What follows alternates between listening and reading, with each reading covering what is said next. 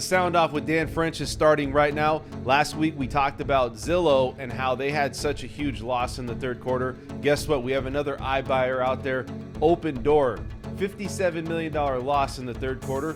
Let's get into this right now.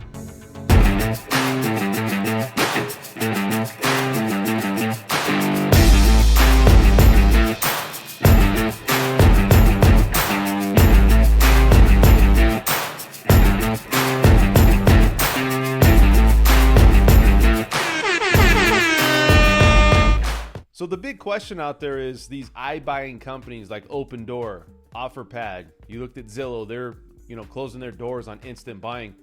Can they sustain the storm? Because right now the big problem is they overbought homes. And what's happening is now that they've overbought and we're seeing price reductions, a lot of them are not keeping up or they're losing money. Now you look at Opendoor and they lost $57 million in the third quarter. Now, a lot of cash buying, a lot of buying, and then trying to turn around and flip. They're really trying to flip a house and make money. That's the ultimate objective.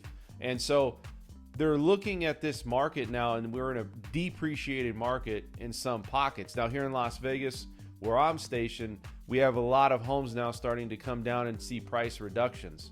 What's interesting about this is that Opendoor has been taking losses since they became a publicly traded company in 2020, and they've been losing money ever since. Now, a lot of these things that they see or what they put out is that they are taking huge, profits, 91% gains. You see all these things out there that they're really crushing it, but yet they're really not showing it on paper. By the time you see the adjustments that come out, they're taking a net loss. And so it's going to be interesting to see what's going to happen with Opendoor. Opendoor is probably the biggest out there. They're probably the biggest instant buying or iBuying company out there, and it's across the board.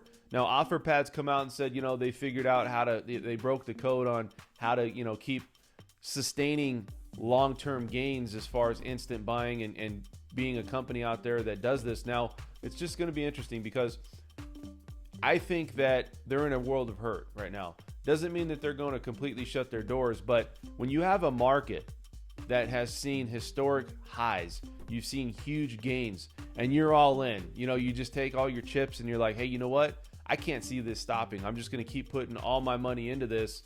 And then all of a sudden it comes to a screeching halt, right? Because now you're starting to see that the markets just can't sustain those gains. And are people still going to be out buying homes? Sure. The demand is still there, but we also know that at some point it's going to have to start to come down. It's natural. It's cycles. We see cycles, So maybe some of these iBuying companies didn't plan, and they were just looking at the fact that you're just seeing, 18% year over year gains across the country. Here in Las Vegas, we've had 18% increase this year, but yet I'm telling you right now, we're slowing down and we're seeing price reductions because sellers are just not getting what they think they can get. Maybe they could have got it last year, end of 2020. They're just not getting it this year. So it's going to be interesting to see what Opendoor does.